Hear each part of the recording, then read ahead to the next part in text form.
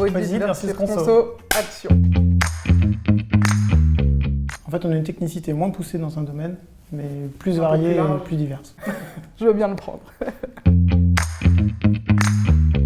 Alors, la consolidation est un métier aussi qui amène pas mal de sensibilité au niveau des saisons parce qu'on intervient surtout sur les périodes de clôture. Donc en général c'est très saisonnier, donc clôture annuelle, clôture trimestrielle. On y est très sensible parce qu'on intervient en général sur ces périodes-là.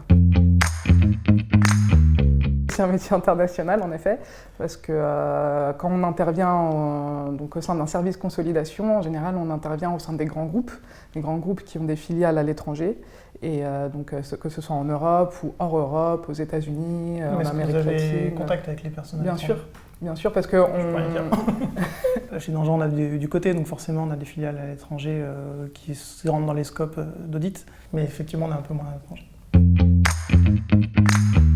Je pense que les deux sont assez nomades. On a beaucoup besoin de relations clientèle, d'aller chez le client, d'être au contact du client. Je pense les deux. Je trouve que c'est un métier où on effectue pas mal de déplacements. Ouais. L'avantage, c'est qu'on pique vos bureaux quand vous n'êtes pas là.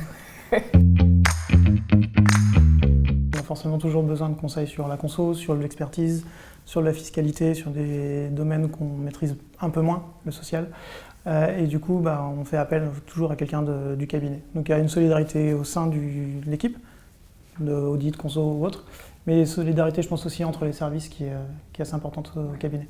Je suis totalement d'accord avec Arnaud, je te rejoins sur ce point et c'est très appréciable.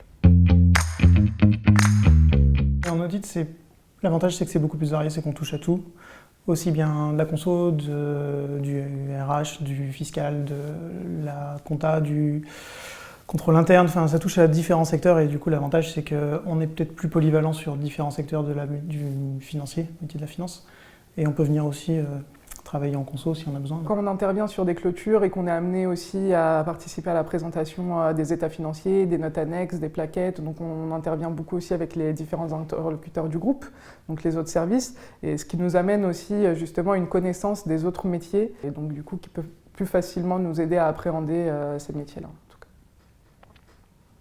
Ça se défend. Un bon auditeur, c'est quelqu'un de curieux et qui va se poser des questions sur tout. Tout remettre en cause et poser des questions sur tout en permanence.